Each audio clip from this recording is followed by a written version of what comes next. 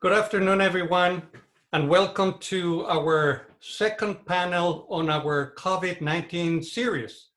My name is Jaime Sepulveda, and I'm the Executive Director of the Institute for Global Health Sciences at UCSF. Today's topic is health disparities and COVID-19. And we have a truly exceptional group of panelists.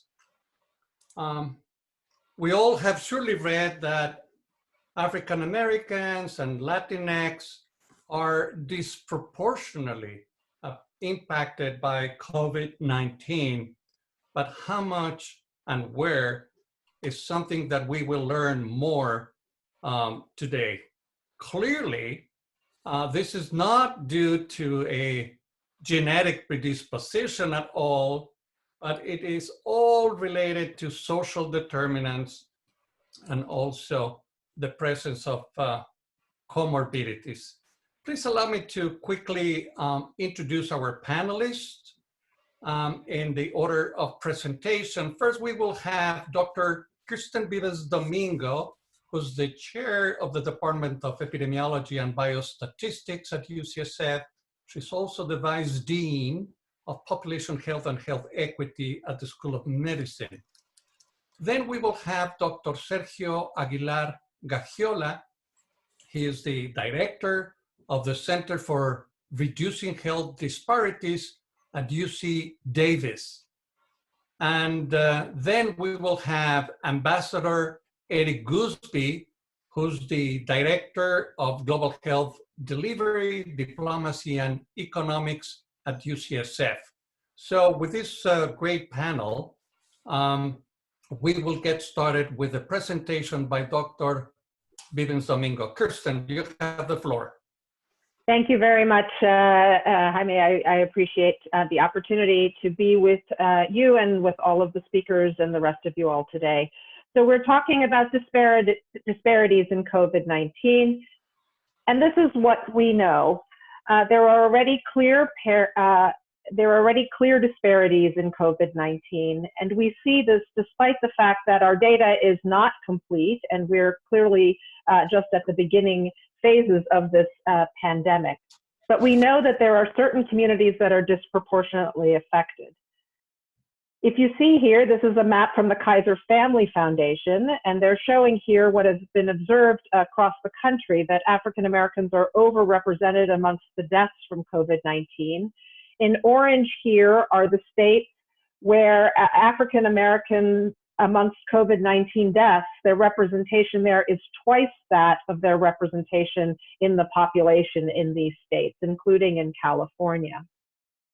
In New York City, the city that's been the most affected by COVID-19, they are reporting their data by race, ethnicity, as well as adjusting for the size of the population and age adjusting. And what you see here is that African American and Latino communities have higher rates of hospitalized COVID-19, as well as confirmed and probable deaths from COVID-19.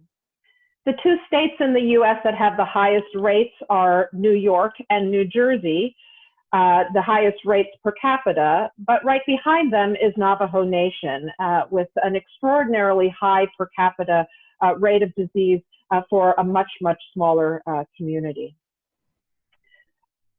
So why would this be? Well, there are many reasons, and they fall, generally speaking, into three categories that we hypothesize come together to really give us this disproportionate burden and pattern of disease that we see. The first is an increased likelihood of exposure to the virus. This is a really nice graph that came out in the New York Times in March that used cell phone data and showed that across 20 large urban settings, reinforced the fact that not everyone shelters equally. So wealthier parts of town shelter earlier and they shelter longer.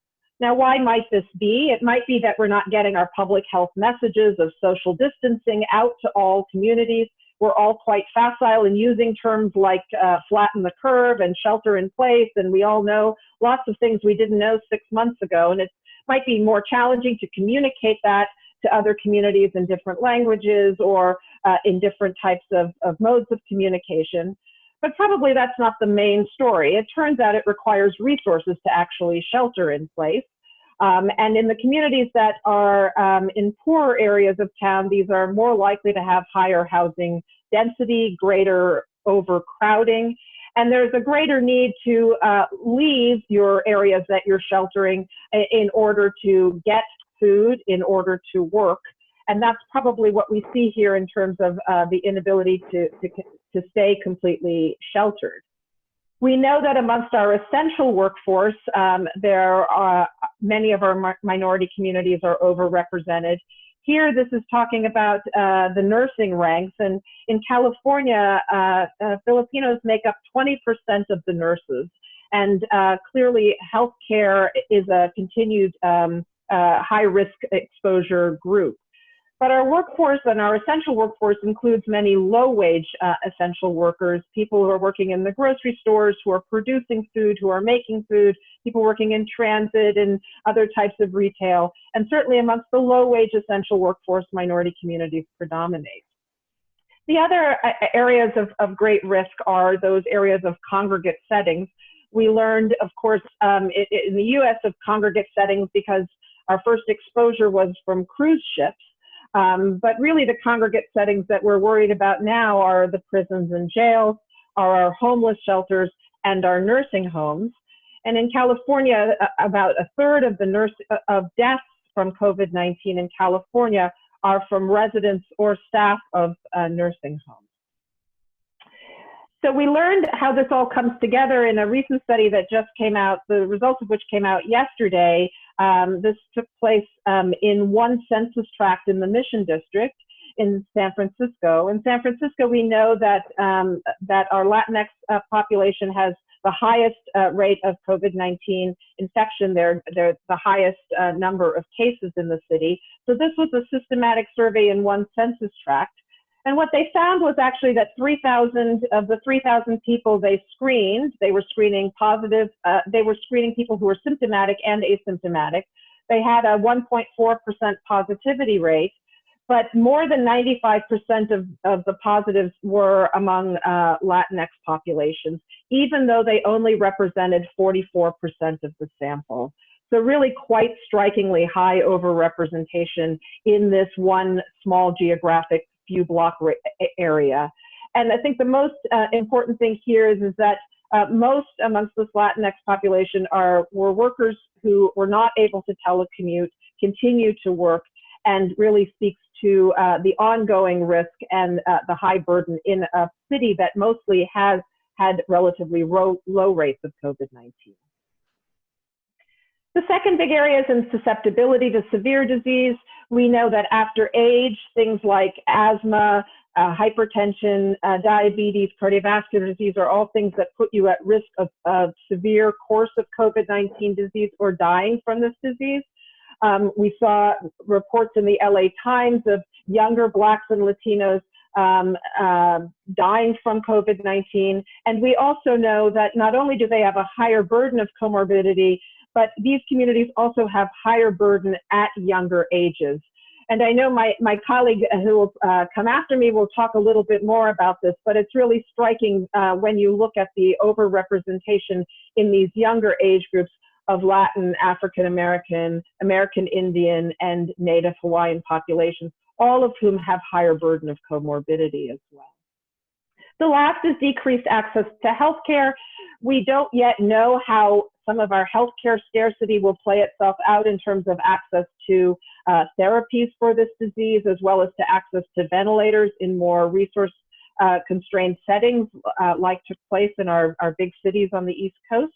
We do know that access to testing has already played itself out. In LA right now, the cases distribute more among poorer communities and among Black and Latino communities, whereas earlier on in the course of this pandemic, it was actually the wealthier areas of LA that had the highest rates of disease, most likely because that's where we were testing for disease. So the third thing that I would leave you with is that we have seen this all before. So many of us who study health disparities know that they are common, deep, and pervasive. I'm a cardiovascular disease epidemiologist, so that's where I study this.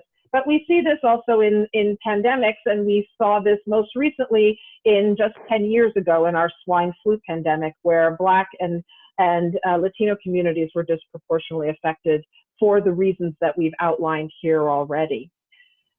I wrote about this past week, talking about why we must not allow ourselves to just witness another pattern of health disparities like we often do with disease, really calling for this time to be different because we're in a massive global pandemic of a proportion which we have never seen before. We're also in an environment where we are a highly diverse city, state, and country, and very interdependent in ways that we have not fully appreciated before. And I think all of those argue why we can't just witness the disparities and seek to alleviate them in the most marginalized communities, but that our strategies to manage this pandemic actually has to make this front and center. And I think this is made even more urgent by the fact that we're entering a global recession that will make all of these disparities even worse. We can learn something from other pandemics because in many, we've actually paid attention to the communities that have been most marginalized, and that has actually been a source of actually strength in combating certain pandemics, measles most notably, and vaccines in the US. So my two take-home points are pandemics expose deep pre-existing inequities, and although the virus can affect everyone, its impact is not felt equally or equitably, and the most marginalized communities will be disproportionately affected and must receive additional attention. And secondly, that we are interrelated in a way that we will become increasingly evident, and that protecting, particularly in our Bay Area, requires a focus on ensuring that all of our communities can continue to remain safe. Thank you very much. Thank you so much, Kirsten, for that beautiful presentation and for abiding exactly to the 10 minutes. Thank you so much. Now we have the privilege of having Dr. Sergio Aguilar-Gaxiola. Sergio, you have the floor. Thank you so much, Jaime, for this kind invitation to present some thoughts related to what is happening with COVID-19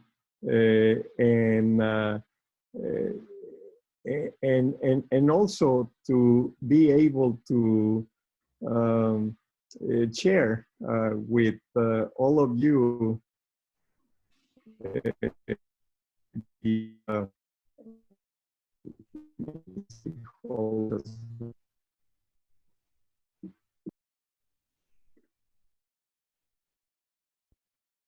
with all how this is playing out, especially in the minority populations. I'm looking for the slides.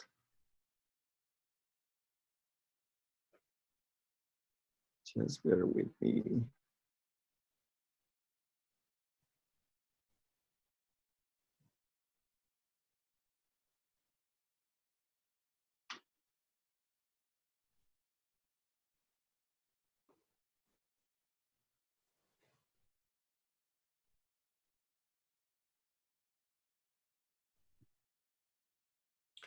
We could see this slide, Sergio, just a moment ago. Yes, but it is not. It is truly not the one that I wanted to present. Just bear with me one more minute, and I know that there is very time. The time is limited, so let me.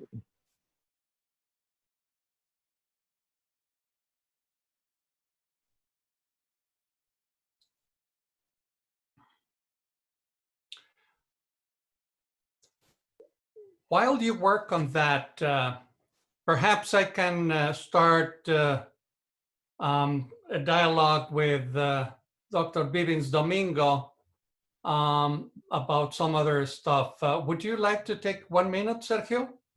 Yeah, please Okay. do. Go ahead.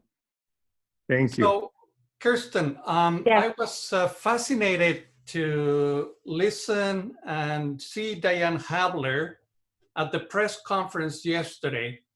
So my understanding was that there were over 4,000 people that were screened, and the average positivity was 2%. Mm-hmm. But there were differences between those that were able to stay at home and those that needed to go out and work. And those were pretty impressive differences. Is that correct? Yeah, so the design of theirs was they screened first the residents who were in that census tract, the people who lived there, and then they also screened people who were in that census tract who were working there. And they did find a differential positivity rate between those two groups, 2% and I think 6% among the workers, the people who came in. Those numbers are much smaller, but I think it's an important observation and really underscores the ways in which working during a time when many people are able to shelter puts you at continued higher risk for exposure, and means we also have to we have to pay attention. That combined with the fact that half of the people were not symptomatic, I think really underscores the need in higher risk communities to do more, to have increased the availability of testing. Absolutely. Impressive. 53% did not have symptoms. Okay, well, now we have Sergio Aguilar back. Your screen is on. Sergio, you have 10 minutes to go. Thank you. Okay, thank you so much. Just to share with you that I have been following for weeks how the COVID-19 cases are showing up in San Diego County and in other counties as well. But I want to illustrate what's happening in San Diego County. And what you can see on the screen is that by April 17, in the case of Latinos, the number of cases in terms of percentages was 41% basically. And if you take a look at the rates per 100,000, it was roughly 63 per 100,000. If we go back to this weekend on May 2nd, look at those numbers. The rate per 100,000 increased more than double those numbers that I showed you before. I haven't seen the number of deaths, but I can anticipate that is going to be commensurate with the number of cases. I also want to share with you that a few days ago, that was basically in April 25th, I got a phone call from the LA Times, from an LA Times reporter who brought to my attention the data in terms of number of cases and deaths that the California Department of Public Health had just posted. And what he presented to me, what he shared with me, is that in the case of the number of cases and deaths, that they divided these numbers by age groups. So if you see, this table is ages 18 to 49, and this is Dr. Bibbins-Domingo presented this data. I'm going a little bit more deeper to what she presented. And in the case of Latinos, from age group 18 to 49, the percent of deaths was 60.5 and higher than their distribution in the population. Also, even more pronounced were the disproportionate number of deaths among African Americans. And same thing happened in ages 50 to 64. Latinos, once again, the percent deaths was higher than the proportion in the population. And the same thing with African Americans. And the reporter shared with me this analysis that they did at the LA Times. And what I want to share with you is that he created these ratios in relationship of age groups 18 to 64 in proportion to ages 65 plus. And what he showed both with Latinos and with African Americans, this no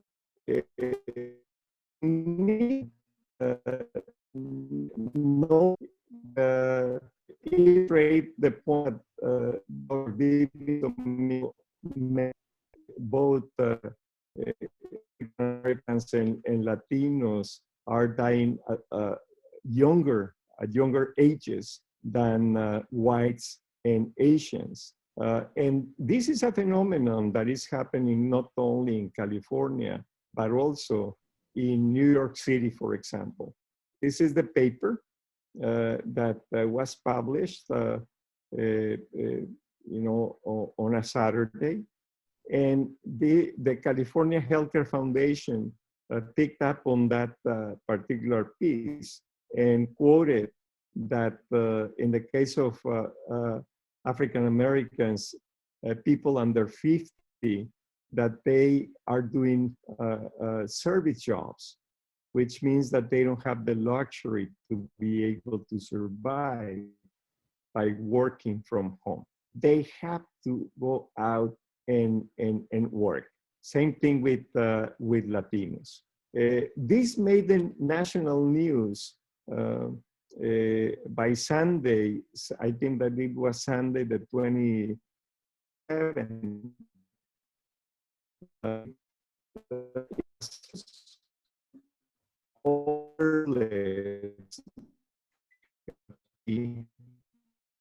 We're looking at, and these are a few days ago, that a recent poll, 52% of Latinos in New York know someone who died from the virus, more than any other ethnic group, and that Hispanic and Black New Yorkers have died of coronavirus at twice the rate than that of whites and Asians, according to the Department of Health and Mental Hygiene as of April 30th.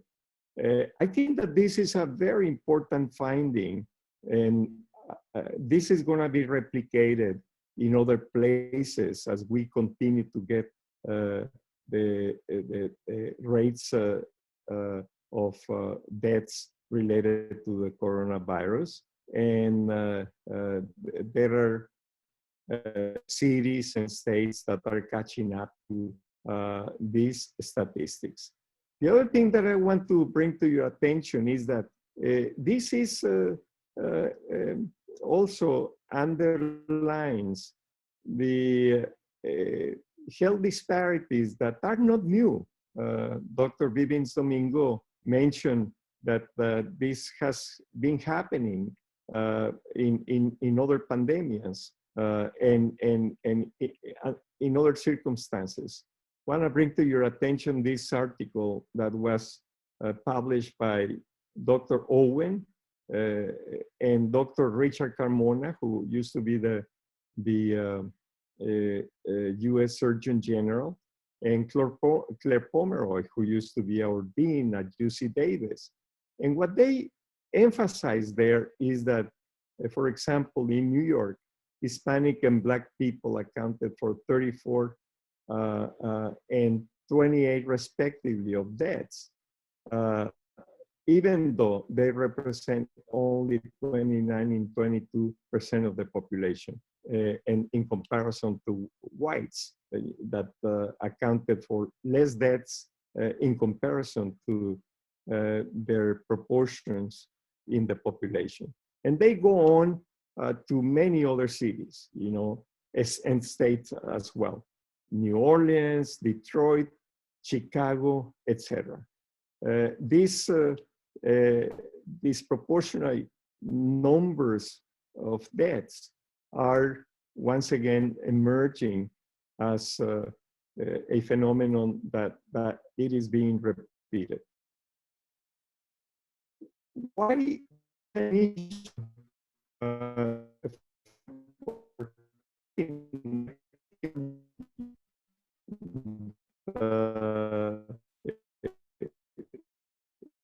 you know,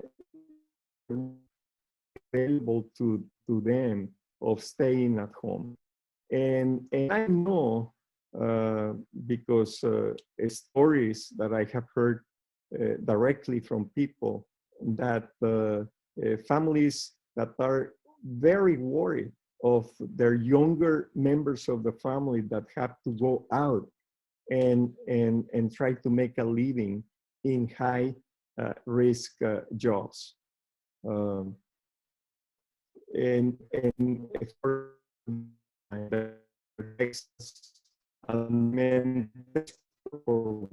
mean, if it means getting sick.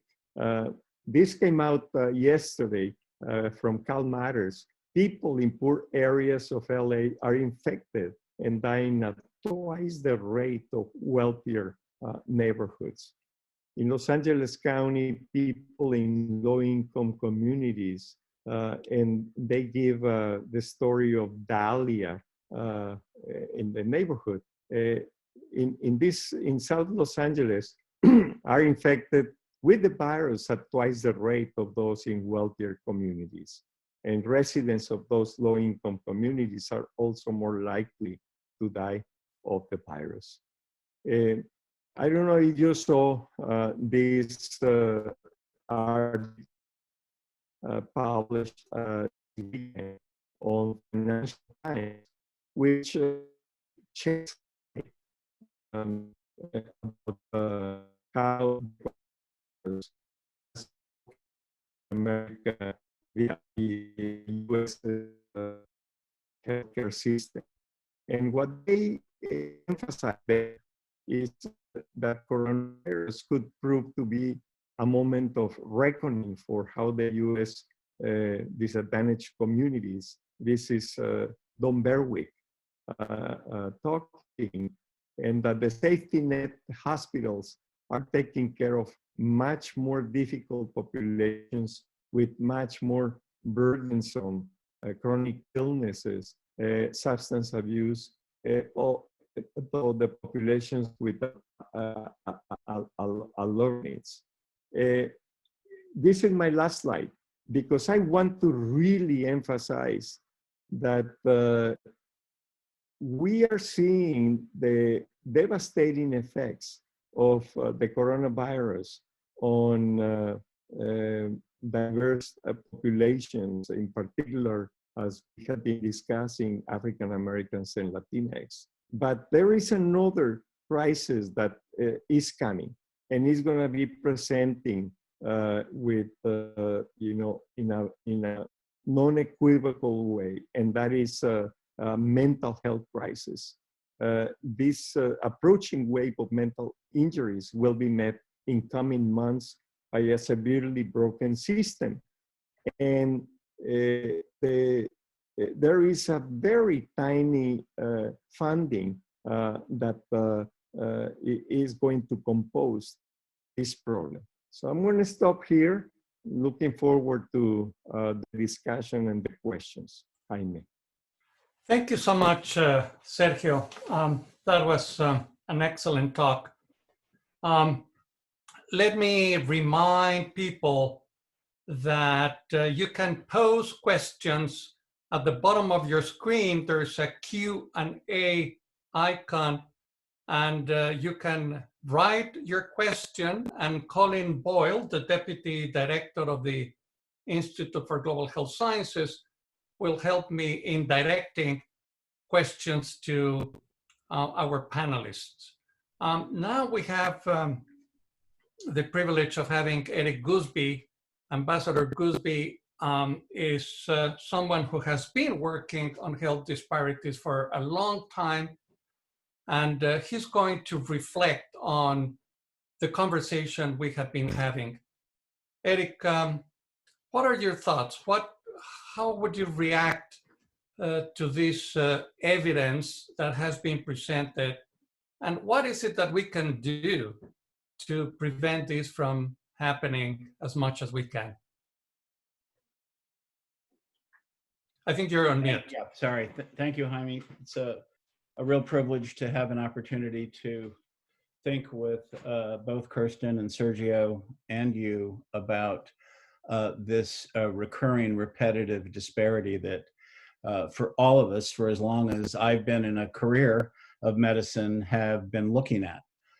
I think both of my colleagues have nicely outlined in the COVID-19 outbreak the expected disparities in individuals who present themselves to care.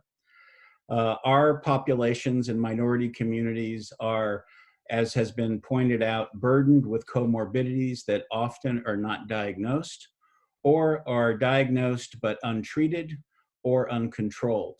And I think that trail of lack of individuals that have been retained in care disproportionately describes the scenarios that minority populations repeatedly get into. Because of social determinants, socioeconomic realities that have persisted for generations, there's less access to quality health care. There's less retention in health care once accessed.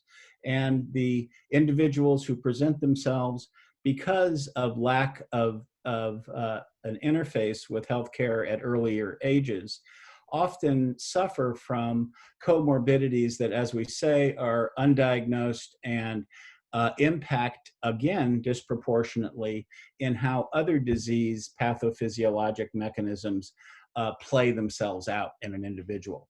So our populations, minority populations, often have a disproportionately late stage presentation, and once admitted, because of the undiagnosed comorbidities, have very complicated, complex, often hospital courses that end up in longer admissions and often transfers to units and unsuccessful periods of intubation and expire. I think the other comorbidities that are less obvious that I think are worth a mention, communities of color are chronically exposed to pollutants that over time end up in higher stats in end-stage renal disease, diabetic comorbidities with diabetic retinopathy, coronary artery disease, et cetera. I think, again, malignancies that are not screened for, not picked up, not treated, or partially treated, queue up a population that is multiply diagnosed, heavily burdened, and poorly articulated with the delivery system. Matched with that, a lower socioeconomic predominance in jobs that keep individuals at work, unable to work remotely. They're not those types of jobs. And the kind of background level of poverty in communities with the concomitant food insecurity that goes with it.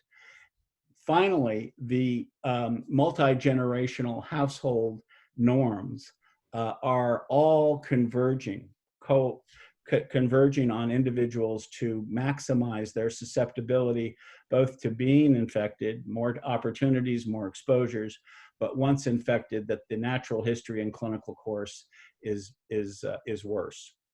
I think that Kirsten, I highlighted the Navajo Nation data.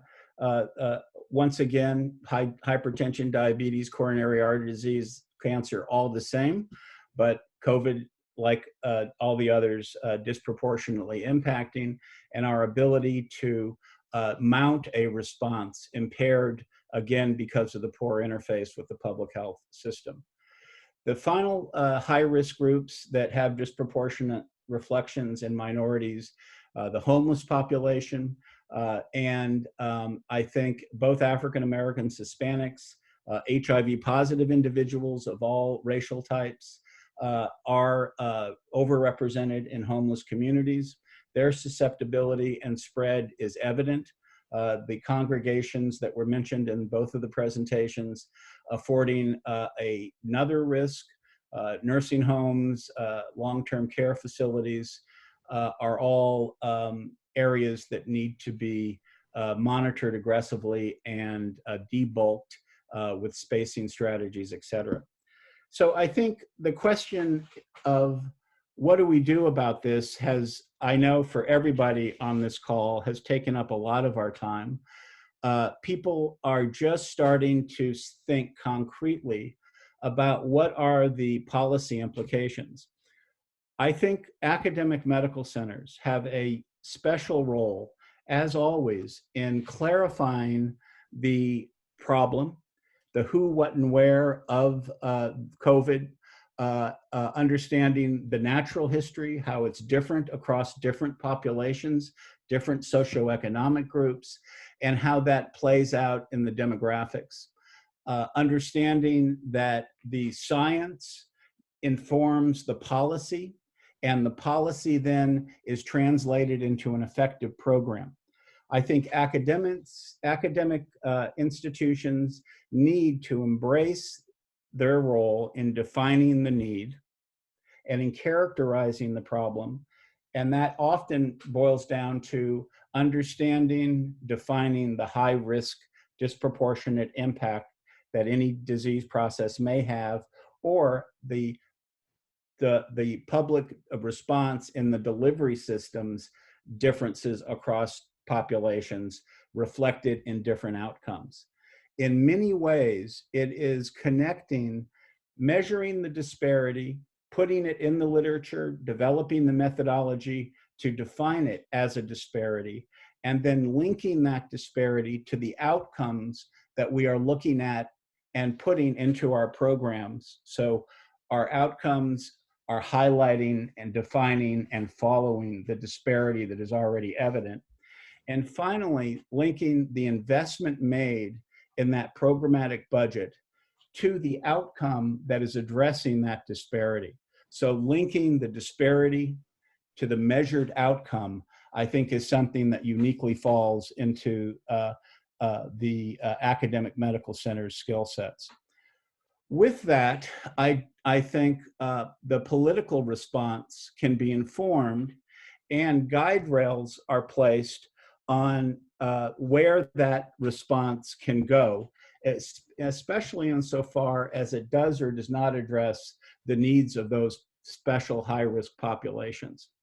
Taking the structural and biases that are in our institutional responses, the lack of a public health safety net, I fear as we move toward opening our economies post-COVID, that the impact of that pivot will disproportionately impact our minority communities. And we as academics need to be able to quantitate that and reflect it back to policymakers and population constituents so they can understand indeed the relative role that the federal response, the state response, and the local city response are able to converge on each of the minorities that we've talked about. I'll stop at that, Jaime, and we can open it up to questions. Thank you. There are already some questions being posted, and Colin will help us direct some of those. But before we move to that section, one question I have for you, Eric, has to do with data presented by both Kirsten and Sergio on the huge disparities, even in California, in the Mission here in San Francisco, in LA. It's interesting to see that the instructions from the governor in terms of sheltering in place apply to all of the state. However, San Francisco seems to have fared much better than LA in terms of number of cases and number of fatalities. What is your thought about why there was such a major difference between San Francisco and LA? Well, Jaime, you know, I've thought about this a lot, and I think we've all attributed the early identification of sheltering in place, distancing, mitigating strategies as a critical piece of it. Clearly is a critical piece of it. But I think as we understand penetrance of the virus in the population, we saw this with HIV over and over again.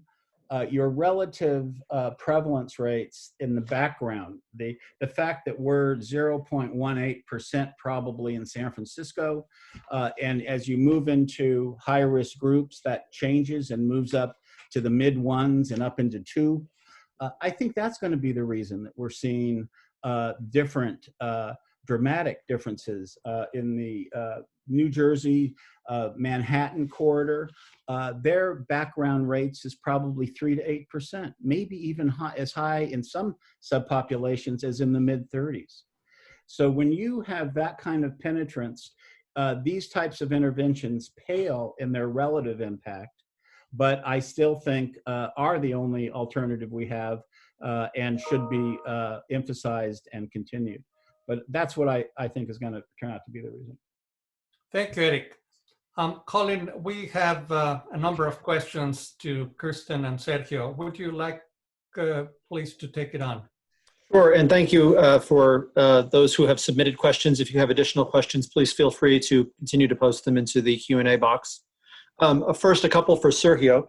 You mentioned a coming mental health surge and a crisis, and there were a few questions around that, seeking to clarify that. First, is that due to a break in the mental health system or the health system in general? And what is the way out of that? Is there an opportunity for telemedicine to provide an opportunity to reach vulnerable populations in a different way than we have historically? Yes, we are actually seeing already some of the impact of the pandemic. For example, there are reports that the suicide rates are increasing. You know, the number of people calling the suicide hotlines is higher. The actual number of suicides is also higher. And based on what we have learned in previous disasters, there are models that anticipate that in the next few months, there's going to be even more higher numbers of suicides. You know, suicides actually are also pretty much related to unemployment rates. Actually, there is a very strong correlation between those who are unemployed in terms of the percentages to suicide rates. So that is, I'm just talking about, in this case, suicide rates. But there are multiple manifestations of, you know, depression, anxiety, fear, uncertainty, insomnia, etc. Just think about, you know, and I have thought about what does it mean for families, for example, that are losing a young breadwinner for that families. Like in the case of Latinos, it is not uncommon to have, you know, a young person who has young kids, and also his parents who live with them. You know, 3 generations in small quarters living in the same household. What does it mean to lose this person? And if you multiply that for, you know, perhaps thousands of cases, it's going to have an impact. And not only that, it's going to have an impact on the friends and on the neighbors, co-workers, etc. So I think if we haven't seen it as the mental health crisis as evident, it is just a matter of time that we will see it. Here in California, we have been working, some colleagues from UCLA, myself, and a few others, working with the Department of Healthcare Services and working with, you know, the Mental Health Services Act, the Oversight and Accountability Commission, to put together resources, both in English and Spanish and other threshold languages, resources that can be used, easily used, and easy to understand and relatable for people who are experiencing, you know, emotional distress. One of the purposes of that is that if they receive these materials in ways that are helpful to them, our hope is that it is going to decrease the need for some persons of not going to the emergency room, for example, for psychological reasons. So I think that we are going to have this as the article that I presented that was published yesterday, by the way, by the Washington Post, that they are anticipating and making the case very strongly about another crisis that is going to hit us, and mental health crisis, and that is way, way underfunded. Thank you, Sergio. Appreciate that. A second question that has come in is around the link between this crisis and housing. The standard advice to someone who's COVID-19 positive is to self-isolate at home, but we know that many of the vulnerable populations we're discussing here live in overcrowded conditions. And I guess this is open to Kirsten or any of the panelists, whether that advice is right, to what extent is that contributing to the spread of the pandemic, and what policy responses or alternative approaches might we take? Yeah, I really think that you know, as we've already said, the virus comes down on and just exposes the gross inequities that already exist, and forces us to think about all of those. So it's pretty clear that overcrowding is a risk factor. So the number of people living within a setting.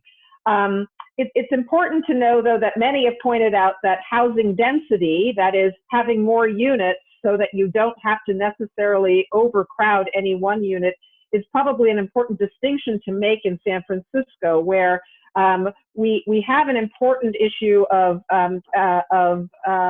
too many people experiencing homelessness.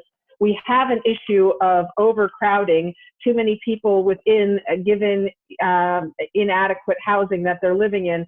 One solution, longer term, has to be to think about more places for increasing the availability of housing. There's no doubt that the overcrowding is a big challenge. I can say I practice at Dr. Berg San Francisco General, and making the recommendation to patients you've just diagnosed with COVID-19 to socially distance when you think about all of the challenges that they have, including, and my colleagues have experienced this, their patients then being essentially forced out of their house because they have tested positive, right? And so the issue then, so it exposes and demands a longer-term solution to housing in our city, where that has been an ongoing problem. The specific issue of how we address this in our homeless population, the people experiencing homelessness is of course also a challenge, because our usual way of providing shelter in congregate settings is in fact something that places them at risk. And the question is, what are our other strategies that can lower that risk? And I think that's what the city and many of the advocates, housing advocates, are actually in the process of trying to figure out. And my hope is that we figure this out both in the short-term strategies to manage the pandemic and in a way that hopefully puts us in a better situation to address the issues of housing and people experiencing homelessness in a more longer-term fashion. You know, Colin, if I could just reinforce Kirsten's points. I think that San Francisco was in, as she was pointing out, you know, almost 9,000 homeless individuals, disproportionate minority representation, HIV overrepresented. Age is in the high 40s, low 50s in some pockets, and older in other pockets. So the city took people over 60 years old, and because of the hotel vacancy rates at close to 97%, put in motel, hotel-like buildings that were cheaper than your downtown kind of expensive hotels. About half of the homeless population fell into over 60, had a positive exposure to a known case, were positive themselves, needing quarantine, etc. The other group that took it up were healthcare workers who were exposed and couldn't go home to expose their family. But we're going to hit a wall as we open back up. And it is as we unravel those shelters for these individuals, our alternative is to put them right back in the same situation they were in. And it's going to disproportionately impact minority populations. So I'm hoping that, one, the conversation can happen, and it's just starting to happen, but it looks like the ability to solve this is still going to be a major dilemma without major federal resources coming out of HUD. So those discussions are just starting, but with our current administration, I'm really concerned that this won't be a priority. Thank you both for those comments. One last question for the group before I turn it back to Jaime. There's a fair amount of despair in the Q&A, where people, I think, are noting that this has really shined a light on longstanding biases and structural disadvantages in the health system. And as a result, it's very difficult to address that in the heat of the crisis. However, people are wondering if there are any examples of successes around the country where local communities or municipal governments have been successful in turning things around and achieving a more equitable set of outcomes, and what we might be able to learn from that at a policy level, perhaps at the state or local level here. Well, I can just very briefly say, in many ways, the Bay Area is exemplary of a municipality that convened the right conversations with the right people. I would also say that it highlighted the stuttered relationship the city has, who has a mandate to protect the population, in engaging with Sutter Health and Kaiser Permanente, who take up huge majorities of the city's population, but don't have the public health mandate.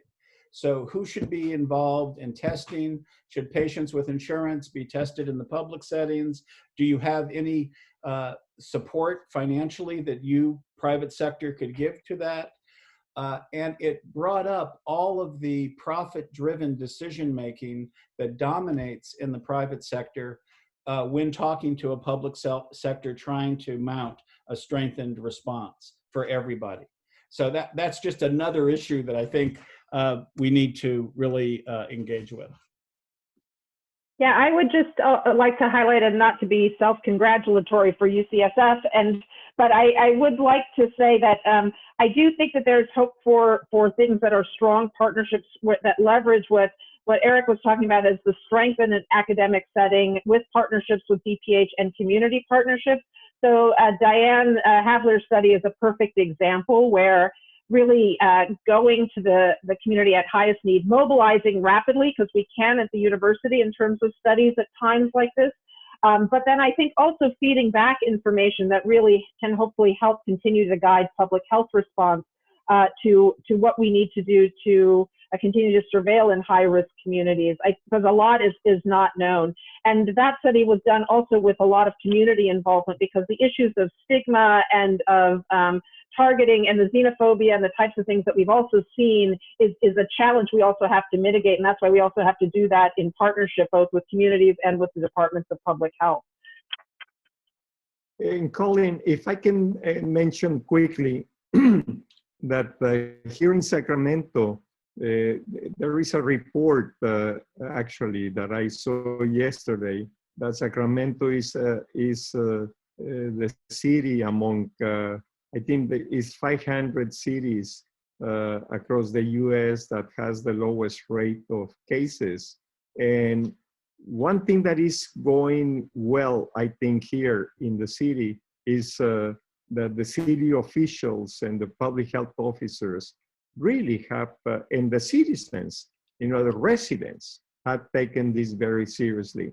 And there are initiatives that, for example, university and communities joining hands of reaching out to high-risk communities, immigrants, undocumented immigrants, to increase case finding and contact tracing in a way that these populations, vulnerable populations, are taken care of as well, as best as is possible. Thank you. Over to you, Jaime. Thank you so much, Colin. Thank you, everyone. I have one last question, quick question for Eric and Kirsten. Eric, you have been in political circles where you were part of the Obama cabinet. And Kirsten, I see in you amazing political qualities. Hopefully you will run for office sometime soon. What is... I thought you were my friend, Jaime. We're going to announce here. And right here, we're going to get the announcement. If you were able to give one piece of political advice to Governor Newsom to improve health disparities in the state, what would be your piece of advice to him?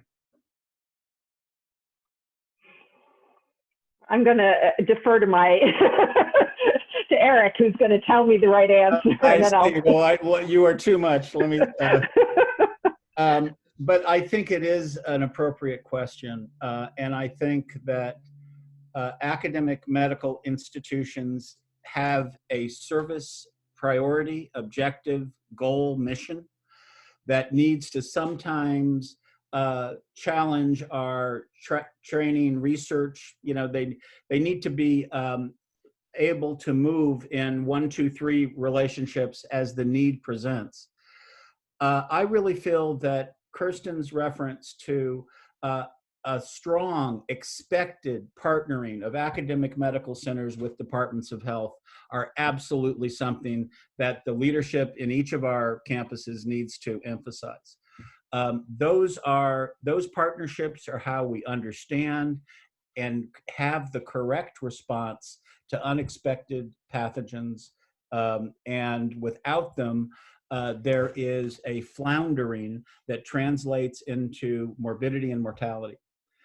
So I believe that the international experience with HIV shows that repeatedly in every country that you want to look at scale, to scale efforts that aren't just 4 clinics, but are 300 clinics in a country.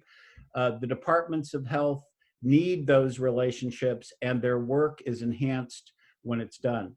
Finally, the arguments made that need to go to the political leadership to prioritize and keep the disparities prioritized. I would hope that the governor would look at the 10 campus opportunity that he has with just the UC system, let alone the state system, to get answers for these disparities that permeate our population and society. Let's get all of the answers on how these disparities play out and over time, for following cohorts of children over time, to look and see how outcomes are really different. The role of public health in improving the lives of our population in this developed world, and specifically in the United States, has a huge disparity that needs to be narrowed. And I believe it's through those partnerships with academia, with the departments of health, but in a political context. Can I add one thing as a lowly primary care doctor? So in the very specific area, when we talk about this pandemic and we look to the vaccine as the thing that's going to help us to get to that portion, it's worth remembering that we are under vaccinating in adults anyway, and we have these big disparities. And a strategy for vaccination as a primary way in which we will sort of get out and see the light in this has to already begin by saying, how can we actually mobilize a vaccination campaign in all of our communities, particularly those who are disproportionately affected? We have good evidence where it's worked in the past, and we have to think that way from the outset. Super.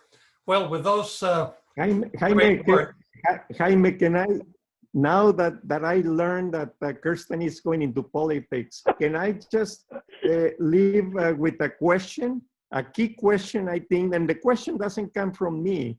It comes from an opinion piece that came out from JAMA yesterday that Don Berwick,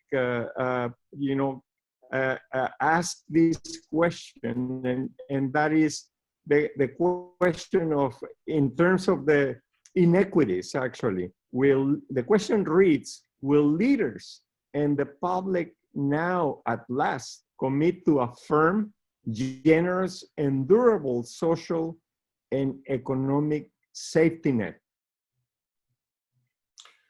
Well, those are great words of wisdom, and Don is a magnificent thinker. Thank you so very much, Sergio, Kirsten, Eric, for your great input. I will see you all next Tuesday in the next COVID series. Thank you so much, and have a safe day. Bye-bye. Thank you. Thank you so much. Thank you so much. Bye-bye. Appreciate it.